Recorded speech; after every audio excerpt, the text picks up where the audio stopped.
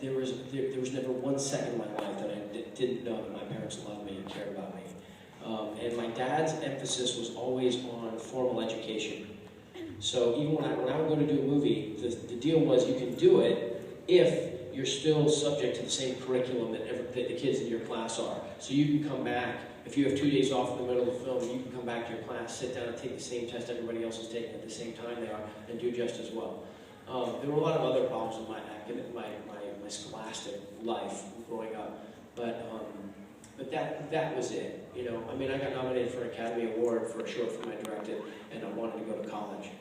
And my friends were like, this is a career moment, you build on that, that's what the studios will respond to. And I was like, you know, my father always wanted me to get a college degree, so I went and studied drama, I went and studied American history and literature in UCLA.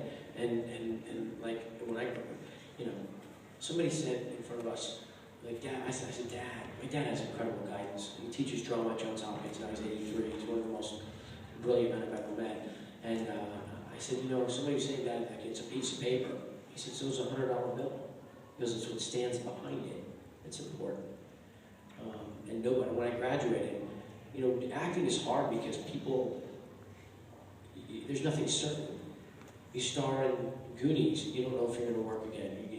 Rudy comes out, is beloved, you never know if you're going to work again. Lord of the Rings comes out, I couldn't get work for 4 or 5 months. You never know. It might, you finish a job, it might be the last job you ever do. There is no guarantee about anything. So when I got the diploma from UCLA, no one can ever take that away from you. That's yours, you own that. It means everything. So I'll finish with this. I started to say that and I always finish with this, so it's a crowd pleaser. I'm trying to think if there's anything funny, like protein shakes. Reasons for spam. Things that Doug says. But anyway, after September 11th, they were still working on the second Lord of the Rings movie, and they went back and they scoured the books to find something that they thought would be really like a direct response, like an answer to the terrorist attacks. And so they found the speech, and they'd written it for different characters. I think they tried it for Aragorn. They're like, it just didn't sound right. And they're like, you know what? Sam is the heart. Sam is God. Sam is the heart. Sam is, according to Tolkien, was himself. He's the audience surrogate. Sam is who bears witness. He's the farmer. He understands home. And like I said earlier, that's why all the fighting and the killing and the death is to preserve the Shire.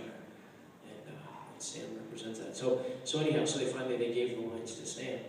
And Frodo is exhausted. He sort of collapsed on the side of the stone. And Gollum is, you know, shell-shocked and looking around, doesn't know what's going to happen.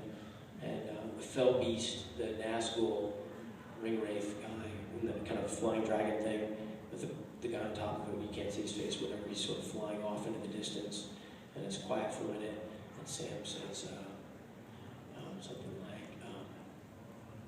it's like in the great tales, Mr. Frodo, the ones that really matter.